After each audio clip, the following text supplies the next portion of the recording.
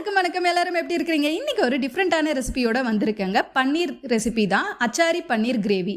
இது வந்து நார்த் இந்தியாவில் ரொம்பவே ஃபேமஸுங்க. நம்ம ஊரில் பன்னீர் பட்டர் மசாலா, பன்னீர் பிரியாணி பண்ணியிருப்போம்.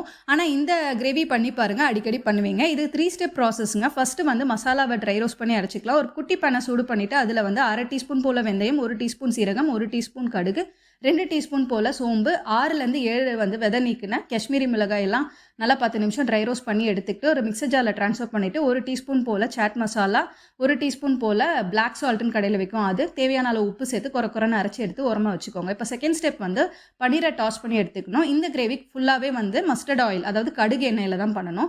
1 டேபிள் ஸ்பூன் போல் எண்ணெயில் பொடியான நறுக்குன இஞ்சி பூண்டு 1 டீஸ்பூன், கொஞ்சமாக வந்து சீரகம் சேர்த்து பொரிய விட்டுட்டு அதுக்கப்புறம் வெட்டி வச்சிருக்க பன்னீரையும் இது கூட சேர்த்துக்கலாங்க. 400 கிராம் போல் பன்னீர் எடுத்துருக்கேன். இந்த பன்னீர் நான் வீட்டிலே பண்ண பன்னீருங்க. சிந்தட்டிக் பன்னீர் தான் இப்போ வந்து கடையில் நிறைய கிடைக்குதுன்றதுனால இப்போல்லாம் வீட்டிலே பண்ண ஆரம்பிச்சாச்சு. ரொம்பவே நல்லாவே இருக்குது. இந்த ரெசிபி இன்னொரு நாள் ஷேர் பண்ணுறேன்.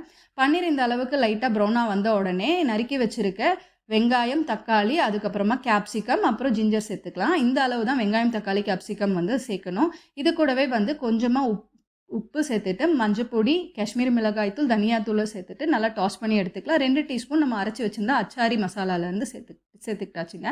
5 நிமிஷம் போல் நீங்கள் டாஸ் பண்ணி எடுத்திங்கன்னா இந்த மாதிரி வந்து ரெடி ஆகிடும்.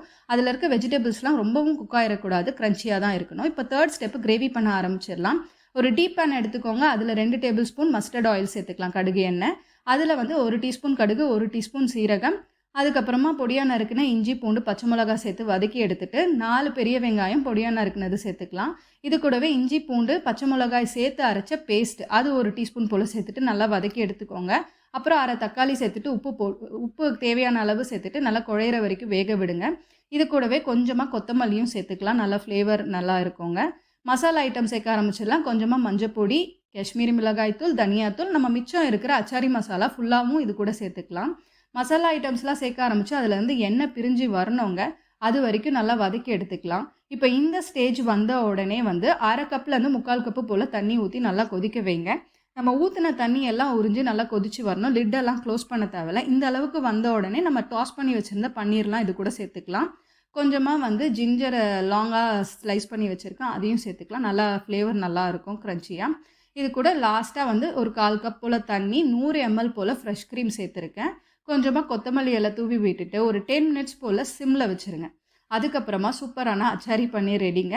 10 மினிட்ஸ்க்கு அப்புறமா இந்த மாதிரி எண்ணெய் மிதந்து வரும், அதுதான் கரெக்டான ஸ்டேஜை சர்வ் பண்ணலாம்.